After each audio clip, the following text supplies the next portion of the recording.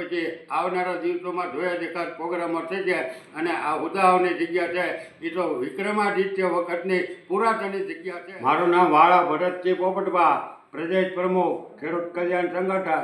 અત્યારે ભાદરોડથી સથરા વાયા ખાખી બાપુની મઢીવાળો રોડ છે એ મુખ્યમંત્રીએ જાહેરાત કરી હતી કે દિવાળી પછી ગુજરાતના તમામ રોડ નવા અને નવીનીકરણ થઈ જાય. તો ભાદરોડથી સથરાવાળો રોડ છે એ કકડધજ હાલતમાં છે. અત્યારે 3-4 ફૂટના આખા રોડ ઉપર ખાડા પડી ગયા છે. હજારોની સંખ્યામાં વાહનવાળાને કે યાત્રાળુઓને કેમ ચાલવું એ એક મોટો પ્રશ્ન ઉપસ્થિત થયો છે. આ ભાદરોડથી સથરાવાળો રોડ છે ત્યાં વિશ્વવંદની કહેવાય એવા અને પ્રખ્યાત સૌરાષ્ટ્રનું ધામ ખાખી બાપુનો આશ્રમ આવેલો છે અને ટૂંક સમયમાં જ ખાખી બાપુના આશ્રમે 3 દિવસીય પ્રોગ્રામ થવાનો છે ભંડારા જેવો અને 3 દિવસ સુધી લાખોની સંખ્યામાં યાત્રાળુઓ અને શ્રદ્ધાળુઓ આવવાના છે. એટલે આના ઉપર જોખમ અને ભયંકર અકસ્માત જીવલેણ થવાની પૂરી શક્યતા છે. એટલે માર્ગ મકાન વિભાગને અમારી ખુલ્લી ચેતવણી છે કે આ અઠવાડિયાની અંદર આ રોડ નવો બનાવે, ક્રેશ મેટલ નાખી ડામર કરી અને નવો બનાવી આપે. એવી જ રીતેથી ખાખી બાપુની મધ્યથી તરડીવાળો રસ્તો છે એ ઘણી જગ્યાએ તૂટી ગયો છે. એવી જ રીતેથી સથરાથી તરડીવાળો રોડ છે એ પણ નવો જ બનાવેલો છે 2 વર્ષ પહેલાં. એનું તે સથરા તરડી વચ્ચેનું નદીનું નાળું છે એ નાળું 3 ફૂટ આખું તણાઈ દરિયામાં વી ગયું. હવે એ કે આ માર્ગ મકાન વિભાગની કેવી ટેકનિકલ જાદુગરી કે એ નાળું તણાઈને દરિયામાં વી ગયું. એટલે એને આ બ્રિજ બનાવી આપે અને એ રોડ ઉપર જ્યાં નબળું કામ હોય અને રોડ ધોવાઈ જતો હોય ત્યાં રક્ષક દીવાન બનાવે.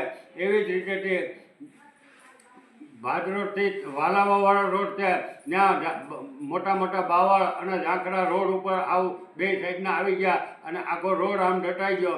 એટલે એ પણ વહેલી તકે સફાઈ કામ કરે. એવી જ રીતેથી જૂની તરડીથી હાઈવે સુધીનો ફેસલા હનુમાનવાળો રોડ છે એ પણ 2 કોટી ઝાડવા અને વાડીઓમાં બધા બાવળ ગાંડા બાવળ ગૂંચવાઈ ગયા કરોળિયાનું ઝાડની જેમ. એટલે એનું પણ સફાઈ કામ કરી આપે. અને વાલાઓથી તરડી ઊંધી વચ્ચે હુદાઓ ધામ છે તે હુદાઓના મહંત હતા એ 15-17 વર્ષથી ત્યાં સાધના કરી અને હમણાં થોડાક સમય પહેલાં જ બ્રહ્મલીન ત્યાં. એટલે ત્યાં હજારોની સંખ્યામાં રોજ યાત્રાળુઓ અને સેવકો અને શ્રદ્ધાળુઓ આવે છે. એટલે વાલાઓથી તરડી વાયા હુદાઓવાળો રોડ સરકારનો તંત્ર છે એ વહેલી તકે સર્વે કરી અને એનો એસ્ટિમેટ અહેવાલ કરીને સરકારમાં મોકલે અને એ જ રોડ ઉપર વચ્ચે તે વાલાઓથી ભાદરોડ રોડવાળો આ રોડને મેળવી આપે. પવનચક્કી અને તળાવની બાજુમાં રસ્તો છે ત્યાં રોડ કરી આપે. એટલે આ યાત્રાળુઓને મોટો ફાયદો થાય એમ છે.